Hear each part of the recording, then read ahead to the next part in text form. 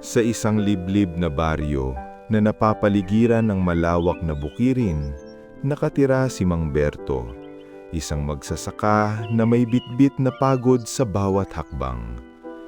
Kasama niya sa maliit na kubo ang kanyang anak na si Lino, isang batang puno ng pangarap ngunit salat sa buhay. Tuwing madaling araw, bago pa sumikat ang araw, gising na si Mang Berto. Tahimik siyang umaalis ng kubo upang hindi magising ang anak. Para sa iyo ito, anak. Kahit mapagod ako, basta may kinabukasan ka. Sa gitna ng malawak na bukirin, walang awang tumatama ang sikat ng araw sa balat ni Mang Berto. Sa bawat hampas ng araw, lalo pang bumibigat ang kanyang pagod. Basang-basa na siya ng pawis habang binubungkal ang lupa. Maingat na nagtatanim ng palay at nagbubuhat ng mabibigat na sako na tila walang katapusan. Humahabol ang kanyang hininga, ngunit hindi siya humihinto. Ang lupa sa ilalim ng kanyang mga paa ay tila kabisado na ang bigat ng kanyang paghihirap.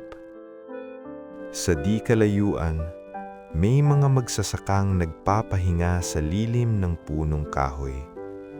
Pinunasan nila ang kanilang noo at napatingin kay Mang Berto na patuloy pa ring kumikilos kahit halatang pagod na pagod na.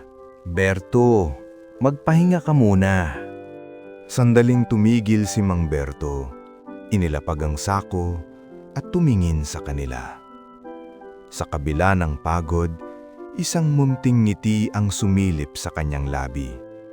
Ngiting may pagod, ngunit may dahilan. Hindi po pwede. May batang umaasa sa akin. At sa muling pag-angat niya ng sako, malinaw na ang kanyang lakas ay hindi lamang nagmumula sa kanyang katawan, kundi sa pagmamahal na nagtutulak sa kanya na magpatuloy, kahit walang pahinga ang umaga. Samantala, si Lino ay naghahanda ng pumasok sa paaralan.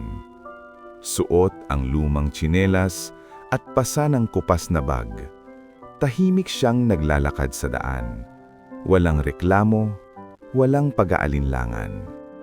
Sa kabila ng kakulangan, matatag ang kanyang loob. Sa kanyang puso, malinaw ang pangarap. Balang araw, nais niyang maging guro. Para kay Lino, ang edukasyon ang tanging landas palabas ng kahirapan. Isang pag-asang pinanghahawakan niya araw-araw. Isang gabi, pag-uwi niya mula sa pag-aaral, nadatnan niya ang kanyang ama sa loob ng kubo. Napansin niyang may sugat ang kamay ni Mang Berto, namamaga at halatang pagod sa maghapong trabaho. Lumapit si Lino, bakas ang pag-alala sa kanyang mukha. Tatay, masakit po ba? Sandaling tumingin si Mang Berto sa kanyang kamay, saka ngumiti. Ngiting pilit, ngunit puno ng pagmamahal. Marahan niyang itinago ang kirot. Hindi, anak. Sanay na to. Ngunit sa likod niyang ngiting iyon, may pagod na hindi kailanman ipinakita ni tatay. Isang pagod na tahimik niyang dinadala alang-alang sa pangarap ng kanyang anak. Dumating ang tagtuyot. Unti-unting natuyo ang lupa, nalanta ang mga palay, at isa-isang nawala ang inaasahang ani. Ang bukiring dating luntian ay naging kulay abo at bitak-bitak. Tila salamin ng pangambang bumabalot sa mga magsasaka. Marami ang napanghinaan ng loob. May mga huminto, may mga sumuko, at may mga umuwi ng tangan ang pagkadismaya. Ngunit si Mang Berto ay nanatili. Sa kabila ng matinding init at kawalan ng kasiguraduhan, araw-gabi niyang inaalagaan ang lupa. Hinuhukay niya ito, binabantayan at patuloy na umaasang may tutubo pa. Sa bawat gabi, tahimik siyang nagdarasal, hindi para sa sarili, kundi para sa mas mahalaga. Diyos ko, huwag po para sa akin, para po sa anak ko.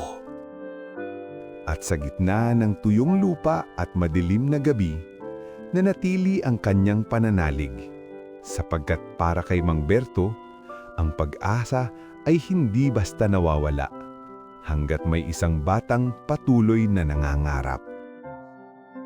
Isang hapon, dumating ang liham mula sa paaralan. Nanginginig ang kamay ni Mang Berto habang binabasa ito.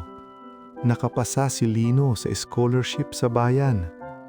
Isang balitang dapat ikagalak, isang pangarap na unti-unting nagiging totoo. Ngunit kasunod ng tuwa ay ang bigat ng realidad.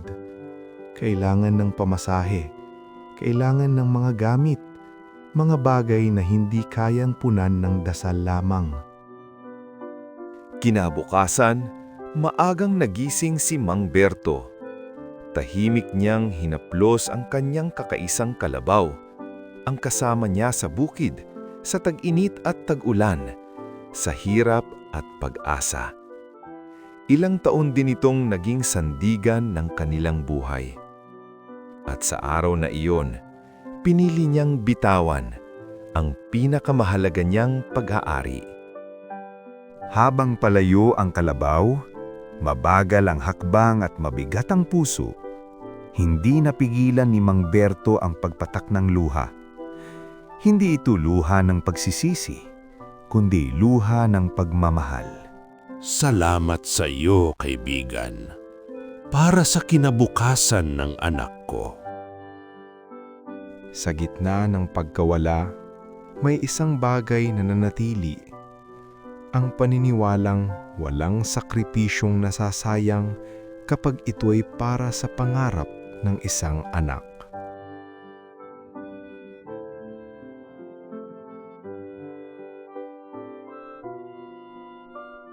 Aral ng kwento. Ang tunay na pagmamahal ng magulang ay hindi nasusukat sa salitang binibitawan, kundi sa pawis na tahimik na iniaalay para sa kinabukasan ng anak.